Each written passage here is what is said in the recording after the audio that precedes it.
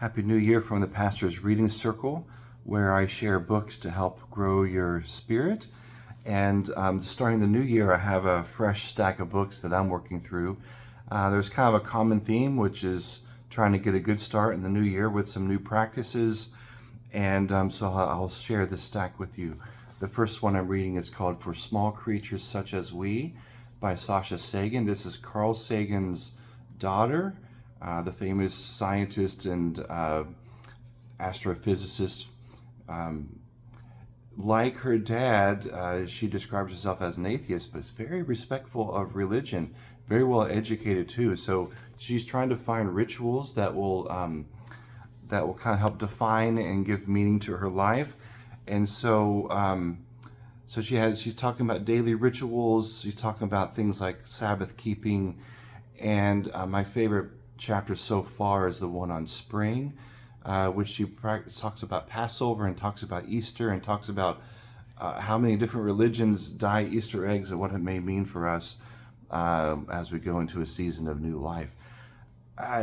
Beautifully written. Even though she's an atheist, I think she's so respectful for theistic people and well educated. So I was worried about that part, but pleasantly surprised by this book.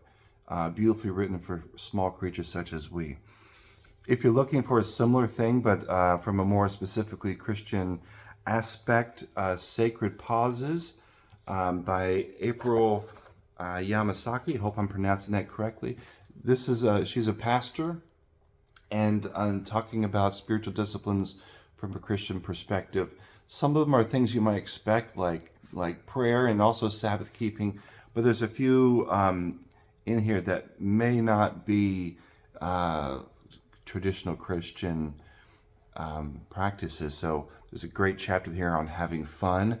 So you should try that one out as it's a good book for new disciplines.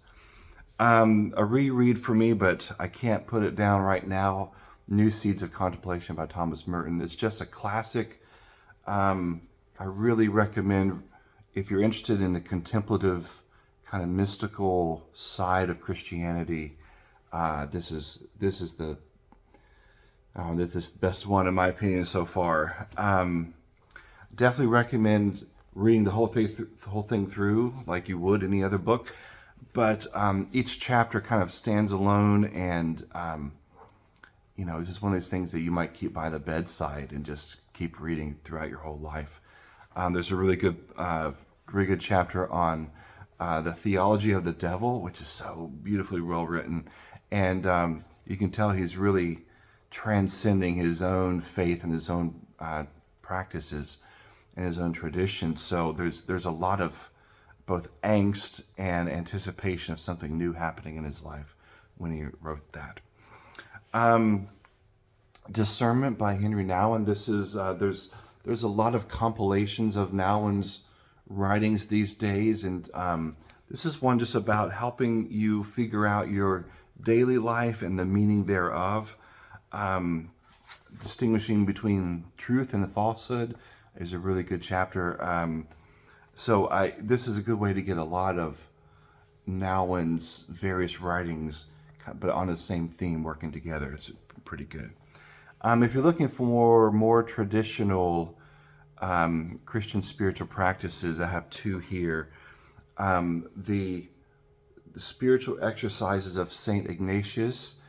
I'm still kind of breaking this one open, even though it's been on my shelf for a long time, but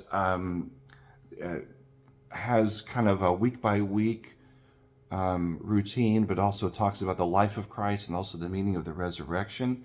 So there's lots of just nitty gritty kind of deep thinking theology happening there from a classic Catholic theologian. And then next one is The Rule of Benedict.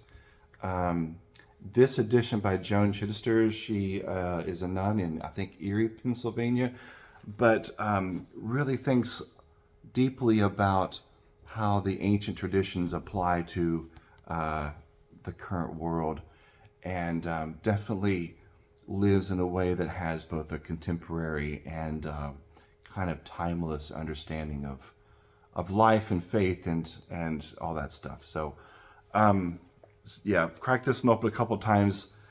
I'm going to try to finish it this time around. And then if you're looking for a daily reader, Common Prayer, A Liturgy for Ordinary Radicals, and this is from Shane Claiborne and Jonathan Wilson Hartgrove, Enuma Okoro.